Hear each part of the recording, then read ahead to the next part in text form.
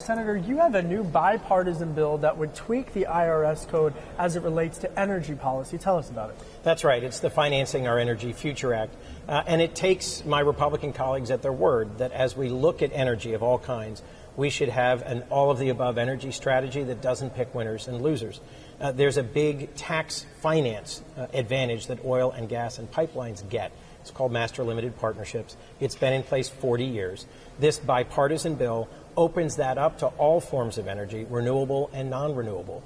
And in a package that just came out of the Ways and Means Committee, it's included in what I think is the most promising package for renewables and for energy financing generally for this Congress. Are you confident that this gets done by the end of the year?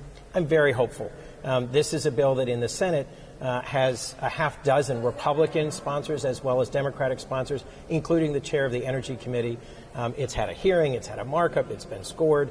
I think this is exactly the sort of common sense, manageable package of legislation that could really be a part of the end-of-year bill. Beyond that, there's so much else on the calendar as it relates between now and the end of the year, a shutdown, as well as USMCA. Can you give us an update on those two policies? I'm hopeful as an appropriator that we don't have a shutdown and that we don't throw up our hands and simply continue with exactly the funding levels we had from last year. That's what's called a CR, or a continuing resolution.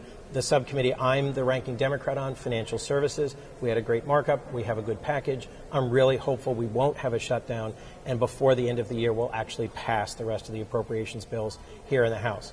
On USMCA, the new free trade agreement for North America, I'm hoping it'll move through the House. There were some important revisions to it that were being sought by House Democrats that I would support. We're running out of time, so it's my hope that they'll resolve those negotiations. I mean, and you know, making no light of it, we're just around the corner from Thanksgiving. Poultry is a huge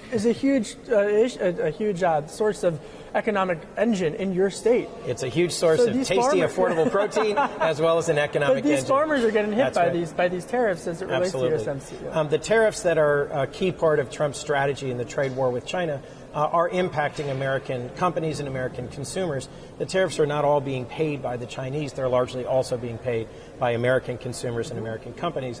And I'm hopeful that we're going to have an abundant Thanksgiving. The turkey growers, the chicken growers in Delaware are looking forward to a hungry America that they can really help feed next Thursday.